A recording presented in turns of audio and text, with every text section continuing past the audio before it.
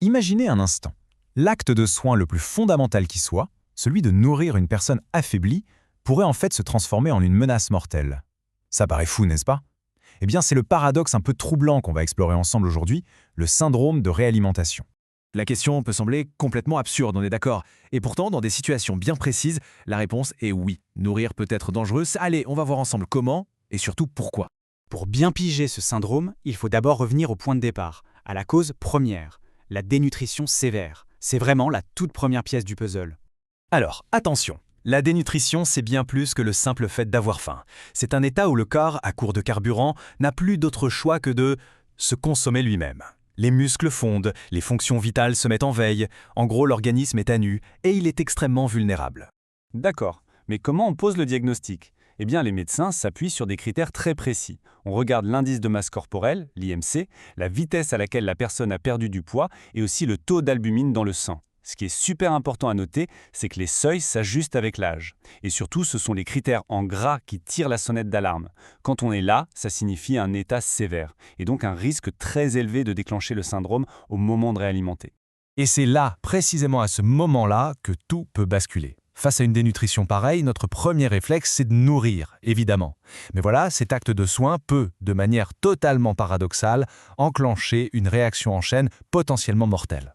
Il faut s'imaginer une usine qui tourne au ralenti, mais alors au ralenti depuis des semaines pour économiser le peu d'énergie qui lui reste.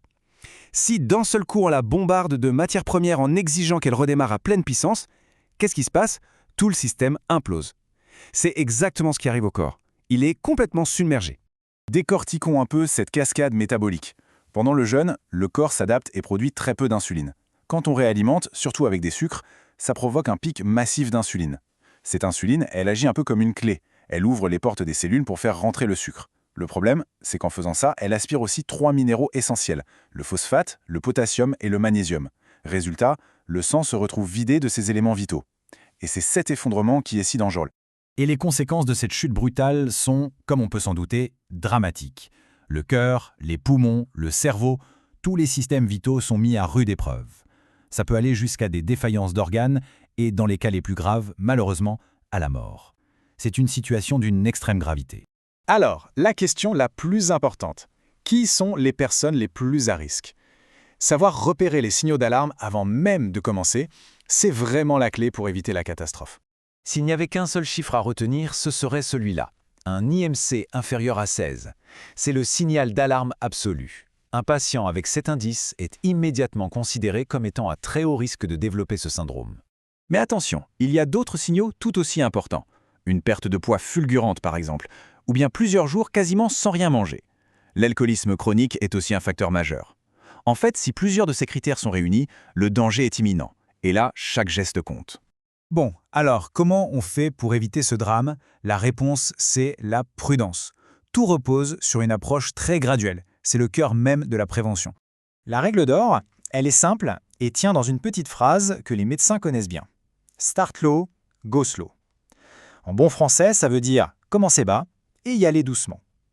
On va redonner du carburant à l'usine métabolique, mais vraiment goutte par goutte, pour lui laisser le temps de redémarrer sans la submerger.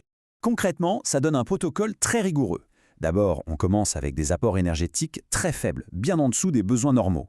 Ensuite, on augmente, mais alors tout doucement sur plusieurs jours. En même temps, on donne de manière préventive les fameux minéraux à risque. Et surtout, on surveille les analyses de sang tous les jours au début pour être prêt à réagir au moindre déséquilibre. C'est une véritable feuille de route pour une guérison en toute sécurité.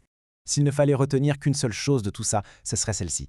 La solution, ce n'est évidemment pas de ne pas nourrir, mais de le faire intelligemment. Une réalimentation qui est progressive, adaptée à chaque patient et surveillée en permanence, c'est ça qui transforme un risque mortel en un chemin sûr vers la guérison. Et on peut finir avec une question qui reste en suspens.